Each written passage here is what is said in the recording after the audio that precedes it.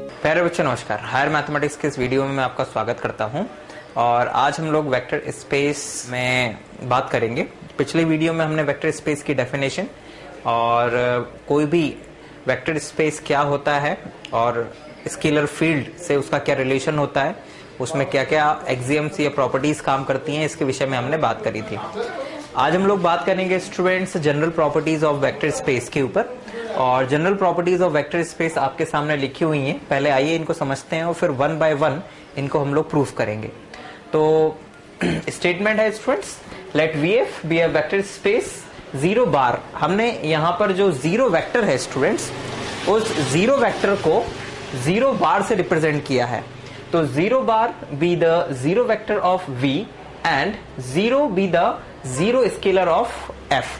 तो कहीं पर भी अगर जीरो बार नजर आए students, it means that it's a zero vector.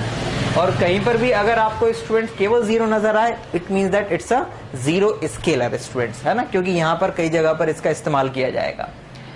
Then पहली प्रॉपर्टी है बच्चों कि scalar multiply by zero vector is equals to zero vector for all scalars. Zero scalar multiply by alpha यानी कि any vector, any non zero vector is equals to also a zero vector for all alpha is equal belongs to V. A minus alpha is equals to minus a alpha and similarly minus a into alpha is equals to minus a alpha.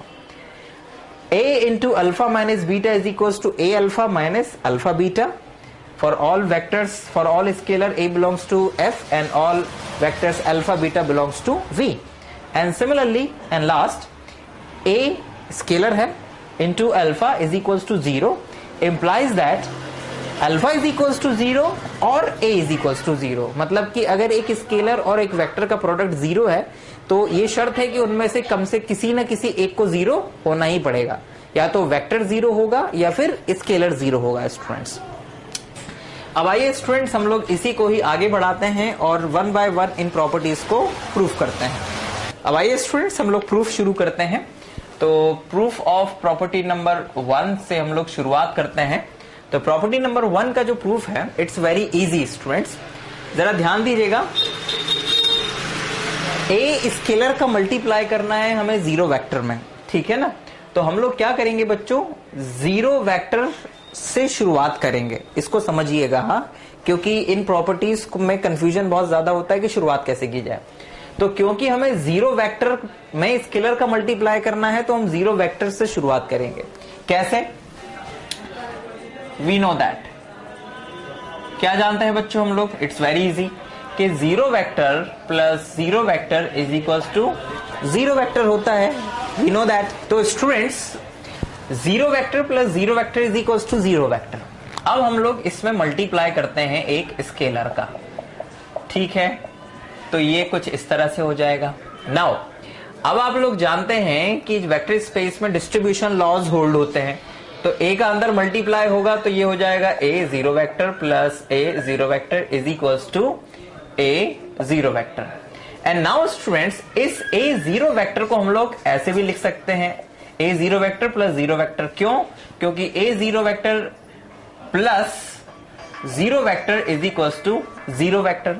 अब now students जरा ध्यान दीजिएगा कि यहां पे फिर left cancellation law से ये दोनों कैंसिल हो जाएंगे, लेफ्ट एलिमेंट को आप कैंसिल कर सकते हैं। तो a zero vector is equals to आ जाएगा जीरो वेक्टर। यही आपको प्रूफ करना था और आप यहां पे लिख सकते हैं left cancellation law, okay, by left cancellation law, ठीक। तो by left cancellation law left और लेफ्ट एलिमेंट कैंसिल हो गए, a zero vector is equals to zero vector. तो ये पहली प्रॉपर्टी यहां से प्रूफ हुई और हमने इसे प्रूफ करने के लिए किससे शुरुआत करी थी, zero plus zero vector is equals to zero vector से। एंड देन इसमें फिर एक स्केलर का मल्टीप्लाई किया था, क्योंकि हमें स्केलर का मल्टीप्लाई करना था। तो स्केलर का मल्टीप्लाई करना था तो हमने स्केलर के लिए जो डिस्ट्रीब्यूशन लॉ होता है वेक्टर स्पेस का, उसका इस्तेमाल किया स्टूडेंट्स। अब आइए जरा हम लोग सेकंड प्रॉपर्टी की ओर बढ़ते हैं। अब सेकंड प्रॉपर्टी को प्रूफ करने के लिए भी हम लोग यही टेक्निक आजमाएंगे स्टूडेंट, जो हम लोगों ने पहले प्रॉपर्टी को प्रूफ करने के लिए करी है। नाउ लुक, सेकेंड प्रॉपर्टी जो है उसमें वेक्टर का मल्टीप्लाई करना है हमें एक जीरो स्केलर में। तो अब कैसे करेंगे, फिर से वही 0 plus 0 scalar is equals to होता है 0 scalar, it's very easy, 0 plus 0 is equals to 0 होता है, नंबर्स में भी आप लोग जानते हैं ये। अब आप लोग अब जरा ध्यान दीजिएगा, ये वेक्टर किस तरफ से मल्टीप्लाई हो रहा है, लेफ्ट साइड से, तो अब इस वेक्टर को आप लेफ्ट साइड से मल्टीप्लाई करिए, तो this is equals to 0 alpha, ये कुछ इस तरह से मल्टीप्लाई होगा। अब अल्फा का स्केलर्स के ऊपर भी डिस्ट्रीब्यूशन लॉ होता है वेक्टर स्पेस में, या आपने प्रॉपर्टीज में पढ़ा है वेक्टर स्पेस की डेफिनेशन जब पढ़ रहे थे हम लोग। अब इस अल्फा का मल्टीप्लाई करिए तो it become 0 alpha plus 0 alpha is equals to 0 alpha, और इस 0 अल्फा को आप लिख सकते हैं 0 अल्फा प्लस 0 वेक्टर। क्यों लिख सकते हैं, क्योंकि 0 alpha is equals to 0 alpha plus 0 vector is equals to क्या होता है, इज इक्वल्स टू 0 अल्फा ही होगा। मतलब भाई क्योंकि स्केलर और वेक्टर का प्रोडक्ट एक वेक्टर होता है, लेकिन वेक्टर में 0 वेक्टर को ऐड करेंगे तो you will get same 0 vector, मतलब सेम वेक्टर नॉट 0 वेक्टर। अब यहां पर जरा देखिए, फिर वही होगा, लेफ्ट कैंसिलेशन लॉ से ये दोनों कैंसिल हो जाएंगे और आपके पास आ जाएगा 0 alpha is equals to 0 vector, ठीक है ना। बाय लेफ्ट कैंसिलेशन लॉ आप लोग यहां पर लिखेंगे, बाय लेफ्ट कैंसिलेशन लॉ है ना, वो मैं आपके लिए छोड़ देता हूं। तो इस तरह से बच्चों हम लोगों ने दूसरी प्रॉपर्टी को भी प्रूफ किया। अब आइए स्टूडेंट्स हम लोग बढ़ते हैं तीसरी प्रॉपर्टी की ओर, जिसमें हमें a minus alpha is equals to minus a alpha proof करना है। एंड लुक स्टूडेंट्स, यहां पे जरा ध्यान दीजिएगा कि हमें इस स्केलर का मल्टीप्लाई करना है वेक्टर में, तो हम शुरुआत करेंगे वेक्टर से। कैसे करेंगे जरा समझिएगा। लुक स्टूडेंट्स, नंबर 3 को हम लोग प्रूफ करते हैं। आप लोग ये जानते हैं कि alpha plus minus alpha is equals to होता है बच्चों 0 वेक्टर। मतलब अगर एक वेक्टर में उसी के इनवर्स वेक्टर को ऐड किया जाए तो यू विल गेट 0 वेक्टर। अब जरा ध्यान दीजिएगा यहां से कि this is equals to what, this is equals to a alpha plus a alpha plus minus alpha is equals to a 0 vector, right, a 0 vector. And this is equals to students, अब distribution law लगाइए, तो यहां पे जब आप लोग distribution law लगाएंगे तो it become a alpha plus a minus alpha, okay, is equals to a 0 vector. और अभी अभी आप लोग क्या प्रूफ करके आए हो कि a का अगर 0 वेक्टर में मल्टीप्लाई किया जाएगा किसी भी स्केलर का तो यू विल गेट 0 वेक्टर।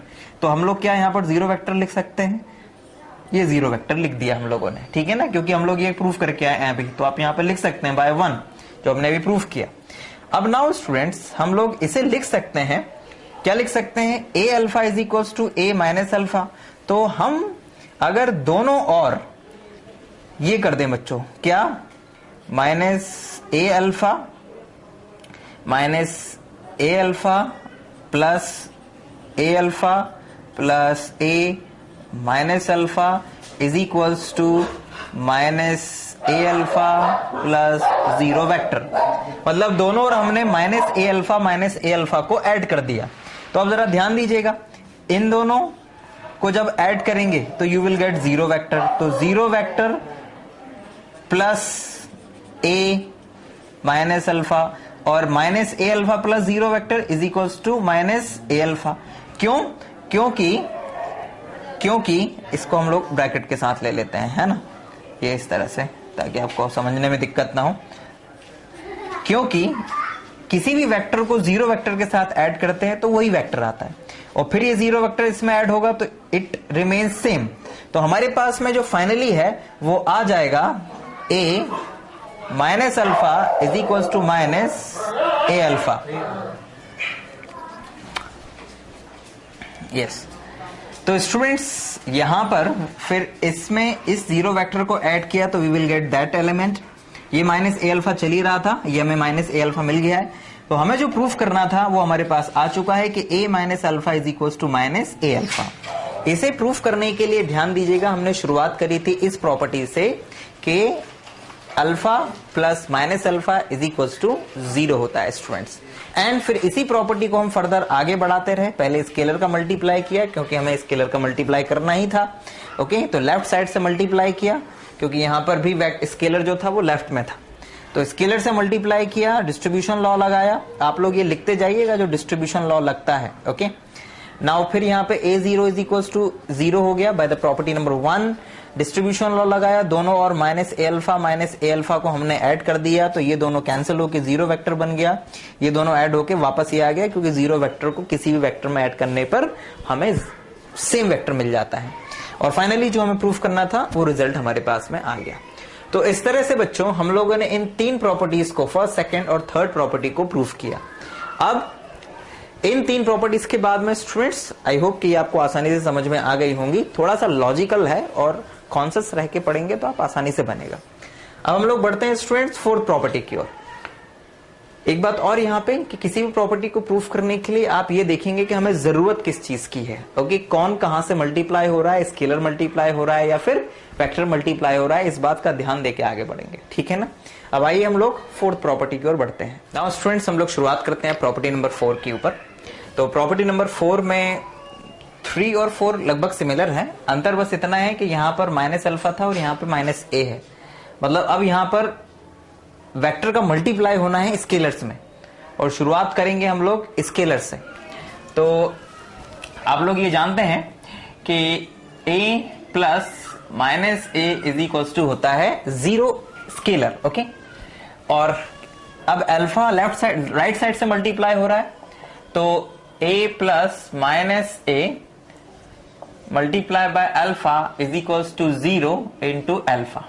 ठीक, and now this is equals to या this implies that distribution law लगाइए, तो इस अल्फा का जब अंदर मल्टीप्लाई होगा तो it become a alpha plus minus a alpha is equals to 0 alpha. और प्रॉपर्टी नंबर 2 को देखिए जरा कि स्केलर में जब अल्फा का मल्टीप्लाई होता है यानी 0 स्केलर मल्टीप्लाई बाय अल्फा तो इज इक्वल्स टू 0 वेक्टर, तो it is 0 vector by 2 property. And now students फिर हम लोग वही करेंगे जो अभी हम लोगों ने किया था, हम दोनों और माइनस ए अल्फा को ऐड कर देंगे, तो हमें मिल जाएगा minus a alpha plus minus a alpha sorry ये माइनस ए अल्फा है, तो ये ए अल्फा तो एज इट इज ही रहेगा ना यहाँ पे, a alpha plus minus a alpha is equal to 0 vector plus minus a alpha plus 0 vector. अब लोग स्टूडेंट्स ये दोनों ऐड होके 0 हो जाएंगे और हमें मिल जाएगा 0 vector plus minus a alpha is equals to okay ये माइनस ए था केवल। ओके, तो इसको थोड़ा सही कर लें, ये एंड दिस वन है ना, minus a alpha and is equals to ये दोनों ऐड होंगे। जब किसी भी वेक्टर में 0 वेक्टर ऐड होता है तो we will get the same vector, तो it's a minus a alpha. अब ये इसमें ऐड होगा तो फिर आपको यही वेक्टर मिल जाएगा स्टूडेंट्स, तो आप इसको डायरेक्ट लिख सकते हो minus a alpha is equals to minus a alpha. ठीक, यही आपको प्रूफ करना था स्टूडेंट्स। ठीक है ना, बिकॉज हमने ये वाली प्रॉपर्टी का यूज किया है कि any vector alpha a alpha plus 0 vector is equals to a alpha. ठीक है ना, तो इस प्रॉपर्टी का 2 बार यूज हुआ, यहां पर भी और यहां पर भी। तो इस तरह से बच्चों ये फोर्थ प्रॉपर्टी भी हम लोगों ने प्रूफ करी। अब आइए हम लोग इस फोर्थ प्रॉपर्टी के बाद में बढ़ते हैं fifth property, and it's an important property, पूछी जाती है पेपर में ये भी। फिफ्थ प्रॉपर्टी में ये बहुत ही आसान है बच्चों, तो a alpha minus beta is equals to, look students हमारे पास में माइनस के लिए कोई डिस्ट्रीब्यूशन लॉ नहीं है, प्लस के लिए है, लेकिन हम इसको इस तरह से लिख सकते हैं, कैसे, अल्फा प्लस माइनस बीटा।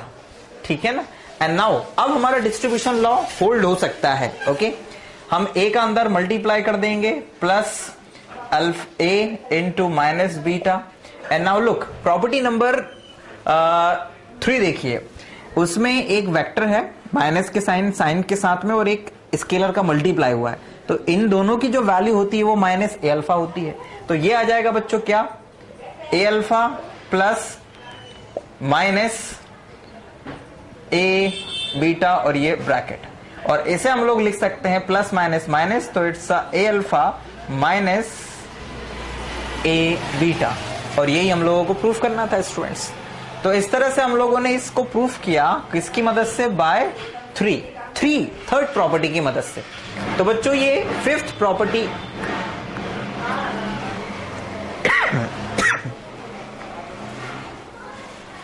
तो इस तरह से बच्चों ये फिफ्थ प्रॉपर्टी भी प्रूफ हो गई यहां पर। तो नाउ फिफ्थ प्रॉपर्टी को प्रूफ करने के लिए बस ये इस प्लस माइनस को पहले प्लस में कन्वर्ट कर दीजिएगा, तो आसानी से ये प्रॉपर्टी बन जाएगी, क्योंकि हमारा जो वेक्टर स्पेस में डिस्ट्रीब्यूशन लॉ है वो प्लस के ऊपर काम करता है, माइनस के ऊपर नहीं करता है। अब आगे बढ़ते हैं बच्चों हम लोग लास्ट प्रॉपर्टी की ओर, और लास्ट प्रॉपर्टी को हमें प्रूफ करने के लिए किसकी जरूरत है, लास्ट प्रॉपर्टी को हमें प्रूफ करने के लिए जरूरत है कि अगर हम ये लेके चलें तो इन दोनों में से कोई एक चीज जीरो होगी, ये हम लोगों को प्रूफ करना है। तो आइए हम लोग सिक्स्थ प्रॉपर्टी यहीं से शुरुआत करते हैं, सिक्स्थ प्रॉपर्टी का। तो जरा ध्यान दीजिएगा, ये लेके चलते हैं, okay.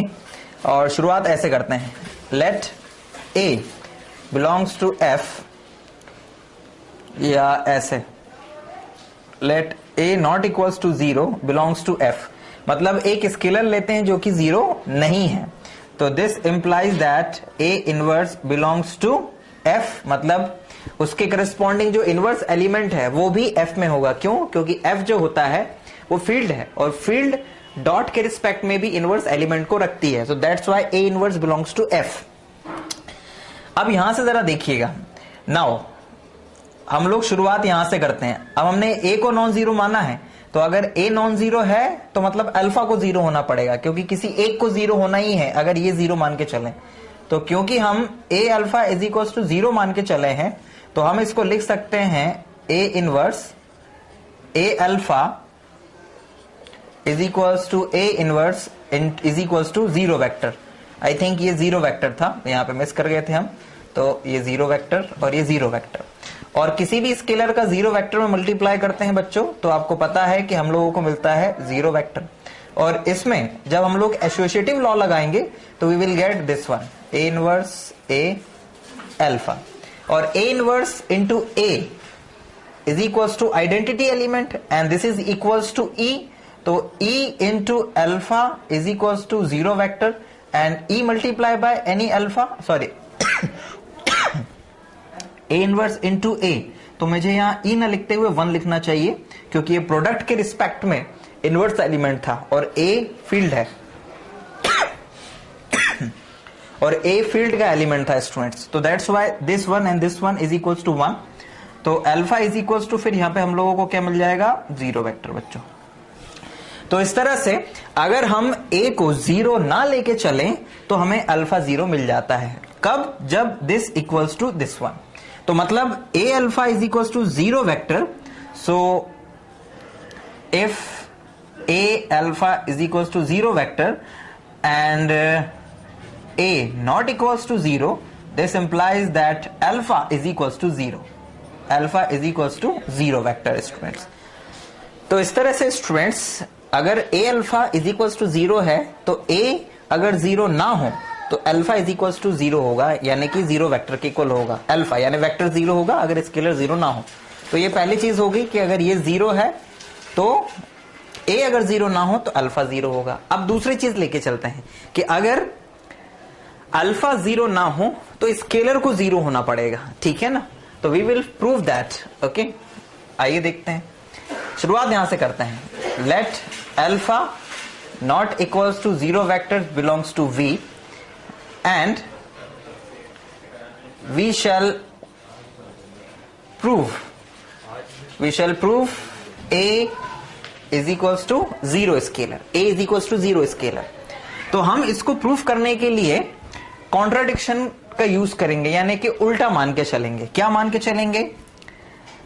Start with contradiction, start with contradiction that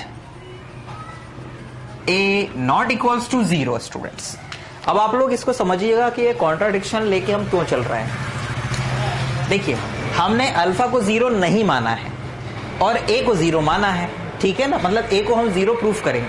हम उल्टा मान लेते हैं कि ए 0 नहीं है।